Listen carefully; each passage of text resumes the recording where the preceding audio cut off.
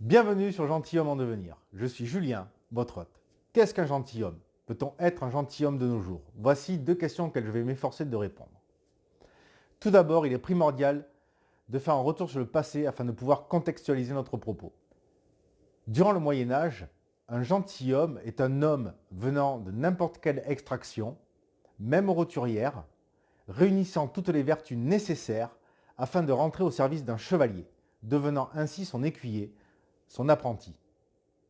Notons une particularité du XIXe siècle sous le règne de Victoria, où la bourgeoisie anglaise a tenté de faire renaître les vertus chevaleresques. Malheureusement, tentative ratée durant une époque romantique et gothique, qui n'était qu'esthétique, donc que forme, et n'avait pas de fond. D'où nous viennent les vertus? Comment les connaît-on? Encore une fois, le passé nous l'apprend. Sous la Grèce antique, Aristote a posé les fondations.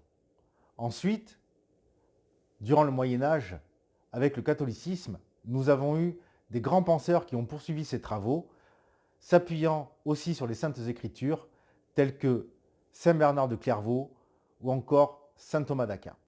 Ces grands penseurs nous ont permis d'avoir la définition suivante. La vertu est un point d'équilibre entre un excès et un défaut. Elle est une action nous permettant d'atteindre le bonheur à l'échelle individuelle et le bien commun à l'échelle du groupe. Maintenant, je vais vous donner le résultat de mes recherches qui seront amenées très certainement à évoluer car nous sommes en perpétuel apprentissage. Des vidéos seront dédiées à chacune des vertus afin de pouvoir appréhender leur essence et leur application dans la réalité de notre vie.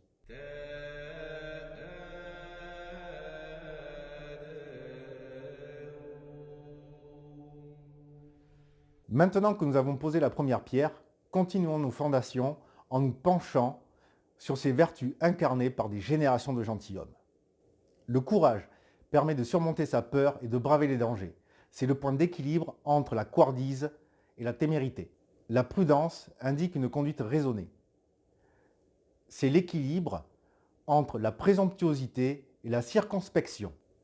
La tempérance est la modération dans sa vie. Elle est l'équilibre entre la débauche et l'insensibilité. L'humilité est le point d'équilibre entre l'arrogance et l'indigence. C'est une prise de conscience de sa place et de sa condition au milieu des autres et de l'univers. Elles permettent d'acquérir deux autres vertus essentielles à l'acquisition, à la construction du bonheur et du bien commun. La justice, qui habilite à rendre à chacun son dû. La sagesse, qui est l'application résultante des vertus que nous avons déjà évoquées dans nos prises de décision quotidiennes. La foi, qui est la disposition de croire aux vérités révélées. L'espérance, qui est l'attente avec confiance de la grâce de Dieu en ce monde et en la vie éternelle après la mort. La charité porte à désirer et faire le bien d'autrui de manière désintéressée. Ces vertus seront développées plus amplement dans d'autres vidéos. Il est à préciser que les vertus ne peuvent aller que vers la réalisation du bien le meilleur et du bien commun.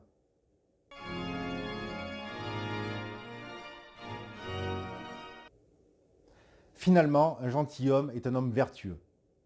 Mais peut-on être cet homme aujourd'hui? Peut-on être un gentilhomme au XXIe siècle? Oui, bien sûr. Vous pouvez, nous pouvons être cet homme.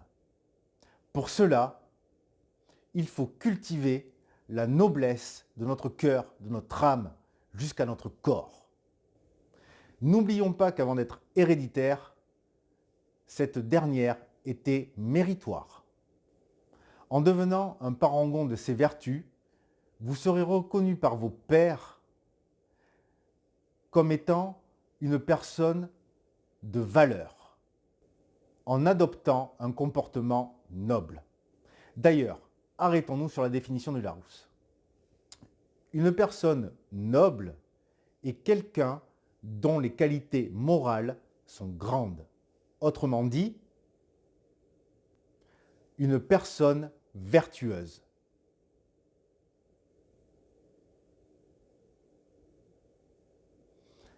Je conclurai mon propos par cette maxime qui colle parfaitement à notre sujet. Être un garçon est une question de prédestination. Être un homme est une affaire de temps. Être un gentilhomme est un choix. Alors, quel est votre choix? Vous élever ou stagner? Je vous invite à vous abonner, activer la petite Marie, mettre un pouce bleu si cette vidéo vous plaît et vous remercie d'avoir écouté cette vidéo jusqu'à la fin.